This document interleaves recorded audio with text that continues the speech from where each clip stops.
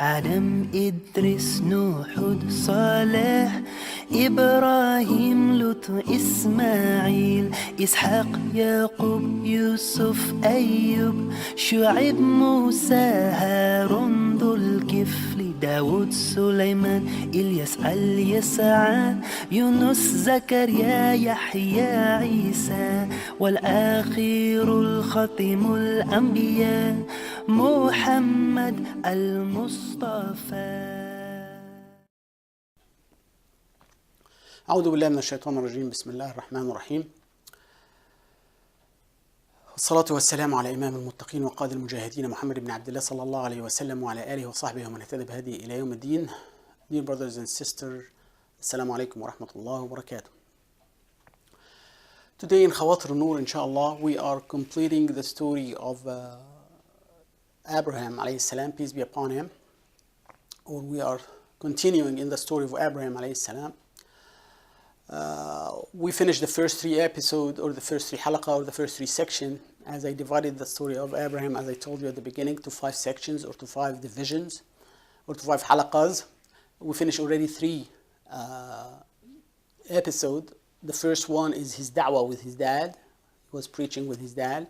Then he's preaching with his people, with his qawm, the people of Babylon. And the third was his debate with the king of Babylon, how he debate and preach with those, the leaders, the arrogant one, the oppressors. And today, inshallah, we are going to talk about the story of him, Ibrahim alayhi salam, when he was preaching with outsiders. In his way, he was leaving Egypt. He was migrating from Egypt. He was leaving Babylon. And he was leaving. And as I mentioned at the end of the last halaqah, last episode, he said, إِنِّي مُهَاجِرْ إِلَىٰ رَبِّي إِنَّهُ هُوَ الْعَزِيزُ الْحَكِيمُ. I will immigrate for the sake of my Lord. He is the Almighty, the All-Wise. وَنَجَّيْنَاهُ وَلُوطٍ إِلَى الْأَرْضِ الَّتِي بَارَكْنَا حَوْلَهُ. And we saved him and Lot to the land which we have blessed around it. And I want to remind you of something. The land, the Holy Land, is the Sham, which is Jordan and Palestine and Lebanon and Syria. This is the whole area, is the Holy Land. And the center, the holiest of all, is the center, which is Bayt al-Maqdis. We have to remember this, and we need to teach it to our kids. We don't want to know 100 years from now, somebody else will come and occupy some other place, and Palestine already got it, so we are in Jordan or we're in Syria. It's not the Holy Land. No, it is the Holy Land. The whole area is the Holy Land. So he left his land and migrating for the sake of Allah. That's what he said. In his way, he passed by the people of Haran. It's a place in Sham. The people of Haran. So he's an outsider to them, and they are outsider to him. So he's a stranger to them. And he was passing by, and he stayed there. He lived there for a while. So he cannot live without making da'wah, without preaching with people. But the people of Haran has very interesting deen, has very interesting religion. They don't worship idols like his people. His people used to worship idols. The people of Babylon used to worship idols. But the people of Haran used to worship stars. So it's very interesting religion. They go every night and they look at the sky, and each one of them will pick something to one of the stars. Like one of them will worship Venus, the other one will worship Pluto, the other one will worship another star. So it's kind of randomly picking and selecting his Lord as a star and stop worshiping. So Abraham now is a stranger, and those people, they are not worshiping idols. So his strategy or his style when he preached with his people should be completely different. For 2 reasons. First reason, let me ask you this question. Which one is more logic or closer to our thinking, or to our, like the one who worship idols or the one who worship stars? They are both wrong, I'm sure. They're both just associating with Allah, something else. But according to Abraham and according to human being, according to thinking, which one is worst? And which one is a little bit better? So if you worship idols, that's terrible. You are creating the idols yourself, and you are worshiping something you did create. That doesn't make sense. Like Umar ibn al-Khattab, one day he was traveling, and he started laughing. And then when he was a principal believer, when he's Amir al-Mu'mineen, every once in a while he laughs or he smiles. So one of the Sahaba asked him, why you are laughing and smiling? He said, I remember myself when I was at the time of Jahiliyyah, the time of ignorance. I was so foolish and stupid. This is what Umar is saying about himself, by the way. I'm not saying this. Umar said, I was so foolish during the time of ignorance. Because I was traveling and I created for myself a god of tamr, of balah, of date. And in my journey, I was so hungry and I couldn't find anything to eat, so I ate my god. So that's why he started to laugh. So basically, the people who are worshiping idols are the ones who creating their own idols. So you're creating something and start worshiping it. That's very stupid. But the people who are worshiping the star, at least they are not worshiping something they created. They thought, according to their knowledge, that these stars and planets and whatever, these are the God that deserve to be worshipped. At least, so they are wrong in their beliefs, but they did not create the star themselves. So to the logic thinking and to the common sense, they are closer to us and to Abraham than those guys who are worshiping idols. So the strategy of just destroying all the idols and hanging the axe on the big one among them and sell them the Azam if they can speak, that's not going to work with those people. They're kind of higher level in intellect and they are smarter than those others. So he has to change. He has to pick another way of making da'wah. And he did. This is one of the best ever presentations in the Qur'an from Ibrahim when he started making da'wah with the people of Haran. So he pretended that, and double line under pretended, because I'm going to talk about this later. He pretended that he's searching for the truth. He's searching for God. So they said, we are going out. They go out to town to worship actually to practice their religion. So the first night he went out with them. The first night he went out with them and he saw a star. Allah subhanahu wa ta'ala says in the Qur'an, فلما جن عليه الليل رأى كوكبا فقال هذا ربي فلما أفل قال إني لا أحب الآفلين. When the night covered him over with darkness, he saw a star. He said, this is my Lord. But when it said, I like not those that set. فلما رأى القمر بازغا قال هذا ربي. And when he saw the moon shining, rising, he said, this is my Lord. فلما أفل قال لئن لم يهديني ربي لأكونن من الضالين. But when the moon set, he saw the moon shining and rising. He said, this is my Lord. But when it set, he said, if my Lord is not going to guide me, sure, indeed, I will be among those who are misguided. فلما رأى الشمس بازغة قال هذا ربي هذا أكبر. فلما أفلت قال يا قوم إني بريء مما تشركون. And when he saw the sun rising and shining in the sky, he said, this is my Lord, this is greater and this is bigger. But when it said, he said, O my people, indeed I'm free from all what you associate with the creator of the universe. إني وجهت وجهي للذي فطر السماوات والأرض حنيفا وما أنا من المشركين. I turned my face toward the one who created the heavens and the earth, inclining toward the truth. And I'm a true believer, and I'm not among those who are polytheists. I'm not among those who associate with Allah others. Let's go back again to the beginning of the story here. So he went out with them. And then he saw the moon, he saw a star. But anyway, it's not even a star. فلما جن عليه الليل رأى كوكبا. This is another thing here I need to mention. When the night covered him over with darkness, he saw a planet. But it was translated in the Qur'an, in most of the translations of the Qur'an, as a star. It's different. This is the translation of 100 years ago, brothers and sisters. This is what I'm saying that, and I said so many times, that Qur'an has to be translated every once in a while, and it has to be translated by an organization that's full of experts in so many fields. It's not just someone who knows Arabic and English or someone who knows Spanish and Arabic. No, that's not the case. You need to have individuals who have expertise in medicine, expertise in cosmology and astronomy. Because here he said رأى كوكبا فلما جن عليه الليل رأى كوكبا. When the night covered him over with darkness, he saw a planet. That's the right translation. Planet. Why? Because the first thing to appear to the naked eye after the sunset is what? Is Venus. According to the science of today.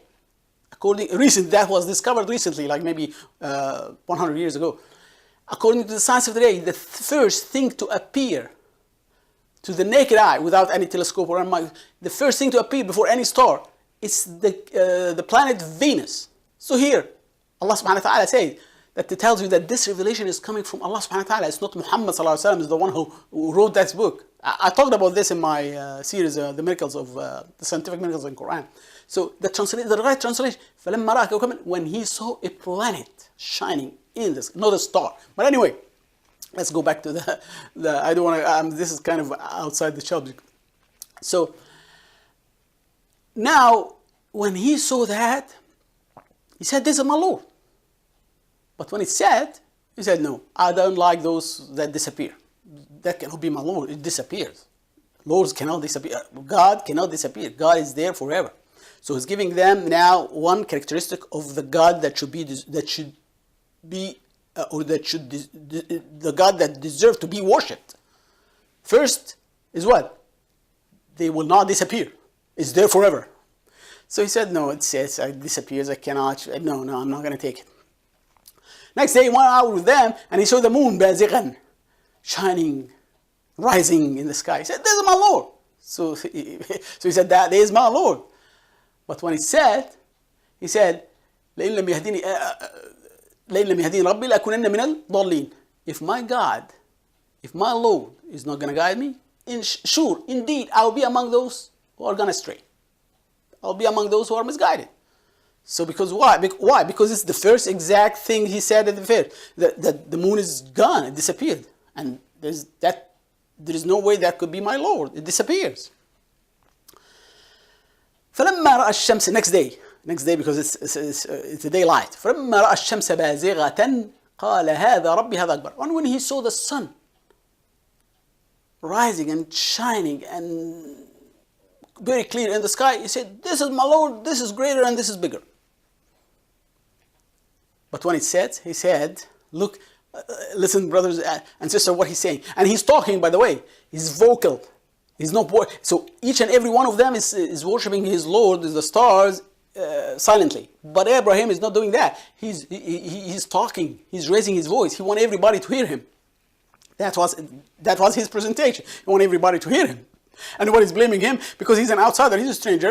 Nobody say, don't you know our God, how could you do that? No, that's not happening because he's a stranger, he's a slave, he's a guest. He's going to stay for a while and leave. So they are dealing with him. So, and he knows that, so he's taking advantage of that. Oh no, that's not God, I cannot worship that. I'm not going to be doing that. So when he saw the sun, he did the same thing. And he said after he saw the sun, he said, قال يا قوم إني بريء مما تشركون. He said, oh my people, look at my people, ya qawmi.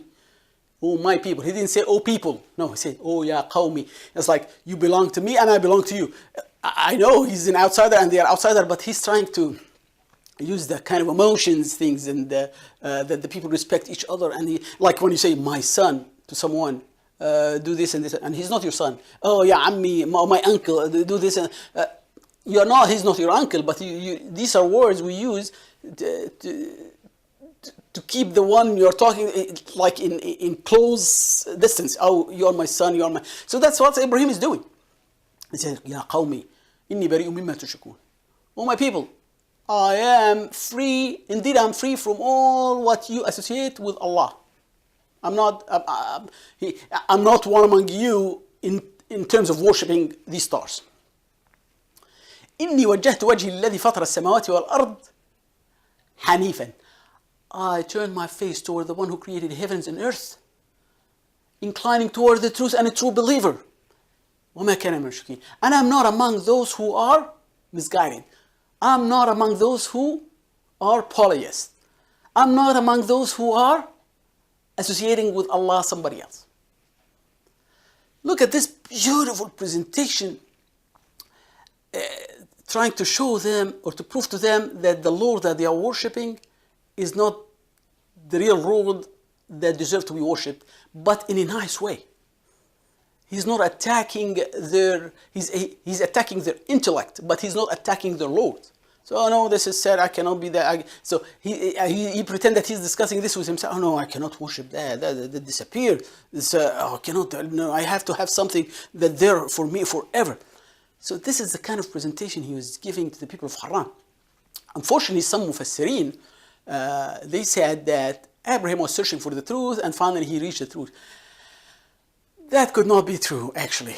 And according to Mufassir Ibn Kathir, one of the great Mufassirin, he said, I disagree totally with the other Mufassirin. Absolutely, Abraham was not searching for the truth. Abraham already knew the truth. And this was a presentation from him to prove to those guys that they were wrong. And think about it, brothers and sisters. If you are having a test, multiple choice test, you have a question, A, B, C, D. A, such and such, B, such and such, C, such and such, and D, none of the above. So that's what Abraham was trying to do. He was trying to prove to them, like, I don't know the answer. Let me go through the one answer at a time. And he started to prove to them by elimination. He is trying to eliminate. I don't know which one is the right answer, so let me use the technique of eliminating all the wrong possibilities. Oh, so it's the first is the Venus? No, it's not. So eliminating that one. So A is not A. Oh, it's B is the moon. Oh, but the moon set already. I cannot, it disappeared. I cannot. So it's not B. Oh, then it is the sun. See, it's the sun. For sure, it's the sun. It's bigger and it's greater and it's brighter and it's look at the daylight. Oh, that probably it is. Then when it's set, when the night comes, so the sun disappears. Oh, that's not it. So it's not C. So not A, not B, not C. So what's the only thing left? It's none of the above. That means the one who created all of that, he is the Lord that deserves to be worshipped. So that kind of technique he's using. It's very scientific and academic technique. Actually, it's like you're trying to prove something, but you cannot prove it, but you can disapprove the opposite. I'll give you an example. The light switch. If the light switch is off or on, the light switch has to be either off or on. We don't have the dimming one, but it's just either off and on. And you have no power. The power is, you lost power somehow. And you are looking at the power switch from a distance. And you cannot tell it's off or on because you don't have power. You don't have power at home. So how would you know if the switch is on or off? There's no power. How would you know? There's no way to prove that it's on. But there is a way to prove that it's not off. There is a way to prove that the light switch is not off. And if it's not off, what does that mean? The only possibility left is what? That means that the light switch is on. It's kind of the other way around. It's upside down. If you cannot prove something, negate the opposite to get to the real thing that you are looking for. That's what Ibrahim was trying to do. Oh, it's not this, it's not that, it's not this. That means Allah, the Lord that deserves to be worshipped, is the one who created all of that. That's exactly what Ibrahim was trying to do. Also, Ibn Kathir said that the verse that was just right before these verses, Allah subhanahu wa ta'ala says in the Qur'an, وَكَذَلِكَ نُرِيَ إِبْرَاهِيمَ مَلَكُوتِ السَّمَاوَاتِ وَالْأَرْضِ لِيَكُونَ مِنَ الْمُوقِنِينَ. And thus we show Abraham the kingdom of heavens and earth, the kingdom of heaven and earth, so that he will be among the ones who have faith with certainty. We show Abraham the kingdom of heaven and earth, so he will be among the ones who have strong faith with certainty. يَكُونَ مِنَ الْمُوقِنِينَ. Certainty. So this verse just was there before the whole section, فَلَمَّا جَنَّ عَلَيْهِ اللَّيْلِ. So he knows that Allah is Allah before he talked to the people of Haran. Not only that, he was in Babylon and he went down with his people before going to Babylon. and he was thrown into fire, and Jibril came to him and he told him, do you want anything from me? He said, no, I don't want anything from me, and I'm sure that Allah will save me. He's sure, he has yaqeen, he has certainty, faith with certainty that Allah will save him. That is even before going to Haran. Then after that, when he went to the king of, he was debating with the king, and he told him, Inna Allah yuhyi wa yumeet, wa Allah ya'ti bi-shams min-al-mashriq, that Allah is the one who give life and cause death, and Allah is the one who causes the sun to rise from the day. So he knows, he is confirmed already with him that that God is God, that God is Allah. And after that, when in the verses also that said, Rabbi arini kayfa tuhyi al-mawta, oh Allah, show me how you revive the dead, and Allah showed him. So all these verses prove that Abraham was already a believer, was already a prophet. Then he met the people of Haran. So absolutely, it was a presentation. It was not Abraham searching for the truth. And the thing, brothers and sisters, that might help us, that it will help us knowing the truth when you read things, knowing the order of things, the chronological order of things happening, or the event that is happening. Like, if somebody tell you that Jesus said, Muhammad did this and this and this and that, Muhammad sallallahu alayhi wa sallam, that's an invalid statement, because Muhammad came after Jesus. So how come Jesus said that Muhammad did? It never happened. But if Muhammad said that Jesus did this, that's absolutely valid, because Jesus came before Muhammad. So it makes sense. If somebody tell you that Abraham says that Adam alayhi salam did this and this and this and that, oh, that's valid, because Abraham came after Adam. But if it's the other way around, if Adam said that Abraham did this, what are you talking about? You are the first one. Abraham, nobody's before you. So it's the order of the verses in the Qur'an, the order of the revelation, the occasion of the revelation, that will make a big difference. So when you listen to Qisas al-Anbiya, stories of the prophets, make sure to know which Nabi came before. We have 25 Nabi mentioned in the Qur'an. What is the order of those 25 mentioned? Adam, Sheeth, Idris, Noah, Hud, Salih, Abraham, Ishmael, Isaac, Lot, Jacob, Joseph, Shu'aib, Ayub, Dhul-Kifl, Moses, Aaron,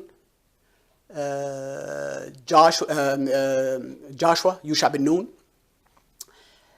Then after Joshua we have Yasa, Elias, David or Dawood alayhi salam, Solomon alayhi salam, then Joanna, Yunus alayhi salam, then Zechariah alayhi salam, then John the Baptist, Yahya alayhi salam, then Jesus, then Muhammad. This is the order of prophet. So knowing the order will make a big difference, brother and sister, for you understanding the Qur'an and the verses of the Qur'an, and which one comes before which. And you, as Ibn Kathir mentioned, no, that cannot be true, because all these events happened before that. So that was a great presentation from Abraham to his people. Ibrahim alayhi salam, Allah subhanahu wa ta'ala says about him in the Qur'an, وَإِبْرَاهِيمَ الَّذِي وَفَّى, and Abraham, the one who has fulfilled what? Fulfilled what? Fulfilled all the tests that Allah subhanahu wa ta'ala tested him with. Allah subhanahu wa ta'ala in another verse said, وَإِذِ ابْتَلَى إِبْرَاهِيمَ رَبُّهُ بِكَلِمَاتٍ فَأَتَمَّهُنَّ. When Abraham was tested with some commandment from his Lord, and he completed them, he fulfilled them. So Abraham is the one who is following the commandments of the Lord, and he is completing them, and he has his own way and his own style in convincing people, in making da'wah and preaching with people. And he is never been among the mushrikeen. Allah subhanahu wa ta'ala says, حَنِيفًا مُسْلِمًا وَمَا كَانَ مِنَ الْمُشْرِكِينَ. حَنِيفًا مُسْلِمًا وَمَا كَانَ مِنَ الْمُشْرِكِينَ. What does that mean? Hanif, he is a true believer who's always inclining toward the truth, and he never ever been among the polytheists. He never ever been among, at any point of time, been among the one who associated with Allah another God. So obviously and absolutely, he was doing a presentation, and a great presentation to the people of Qur'an.